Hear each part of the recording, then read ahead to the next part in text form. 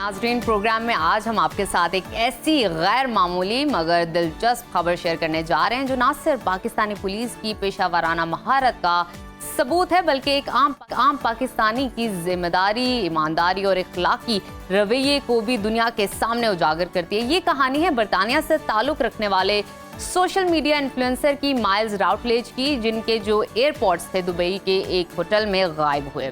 और कहानी का दिलचस्प मोड़ अब आता है कि उनके गुमशुदा एयरपोर्ट्स की जो लोकेशन ट्रेस हुई वो हुई पाकिस्तान के शहर जेहलम में। ये मामूली वाक़या नहीं था बल्कि सोशल मीडिया, पुलिस और बैनुल-अक़वामी सरहदों को अबूर करती ये दास्तान एक सवाल छोड़ गई कि ये एयरपोर्ट्स आखिर पाकिस्तान पहुंचे कैसे।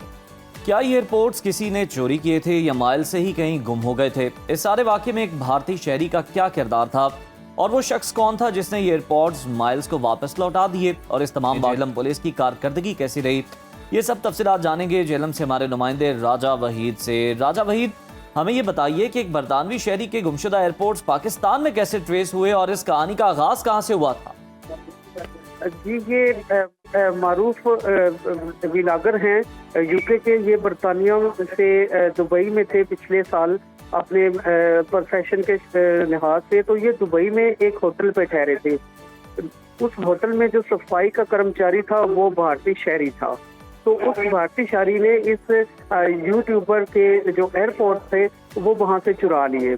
तो उस वक्त उस यूट्यूबर को नहीं पता चला कि उसके एयरपोर्ट गया है, लेकिन जब उसकी छानबीन करने के बावजूद उसके और एयरपोर्ट्स नहीं मिले तो वो बड़ा परेशान रहा। मैंने यूट्यूब के ऊपर भी उसको बड़ा सर्च किया तो मैंने देखा उसके चेहरे के तासरात, जो उसका प्रोफेशनलिज्म में था, एक वो कॉन्फिडेंस वो थोड़ा सा डाउन था, क्योंकि उसके जो एयरपोर्ट थे उसकी वजह से वो काम करता था। वो हैंड फ्री के जरिए काम कर रहा था जब उसके वो एयरपोर्ट गुम हुए। तो फिर उसने क्या किया कि उसने एक एप्लीकेशन है सोशल मीडिया की, उसके जरिए ट्रैक करना शुरू किया, क्योंकि उसके एयरपोर्ट जो थे वो फोन के साथ कनेक्ट थे।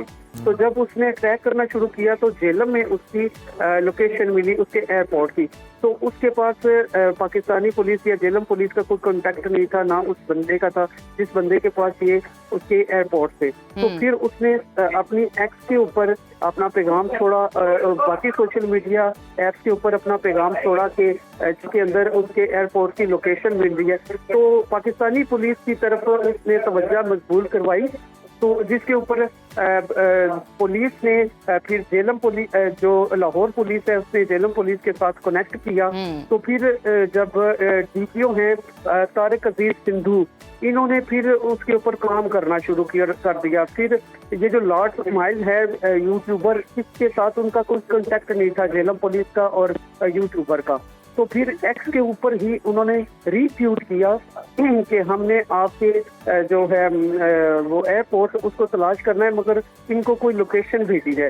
फिर उस यूट्यूबर ने जेहलम पुलिस को लोकेशन भेजी। जेहलम पुलिस ने दिन रात अपनी पेशा वराना सलाहियतों को बरूए कार लाते हुए बैनुल-अक़वामी सतह पर अपना सलाहियतों का लोहा मनवाते हुए उसके एयरपोर्ट जो हैं वो कर लिए, जिसके पास बिल्कुल ठीक है। अच्छा राजा वहीद, मैं आपसे ये जानना चाहती हूँ कि इस वाकये में जिस भारतीय शहरी का नाम सामने आया है, इससे मुतालिक अब तक तफ्तीश में क्या तफसीलात सामने आई हैं?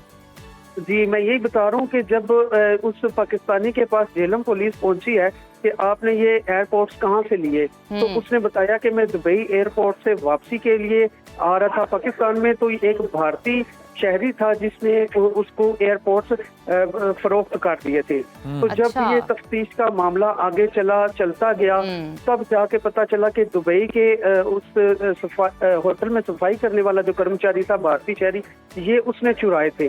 तो ये बड़ा एक दिलचस्प वाकया जरूर है, लेकिन इंटरनेशनली सतह पर जेहलम पुलिस ने अपनी सलाहियतों का लोहा बरूए कार लाते हुए उसके एयरपोर्ट। अच्छा राजा, हमें ये भी जरा बताइएगा कि अगर हम देखें कि माइल्स की जानिब से पेशकश भी की गई, क्योंकि जो पाकिस्तानी शहरी है उसने सबूत भी फराम किए थे कि ये मैंने बाकायदा खरीदे हैं, तो उसके बाद माइल्स ने कोई रकम की ऑफर भी की, लेकिन पाकिस्तानी शहरी ने रकम लेने से इनकार कर दिया। ये भी बड़ा एक अच्छा और पॉजिटिव जेस्टर था, इसके बारे में भी जरा हमें आगाह कीजिए।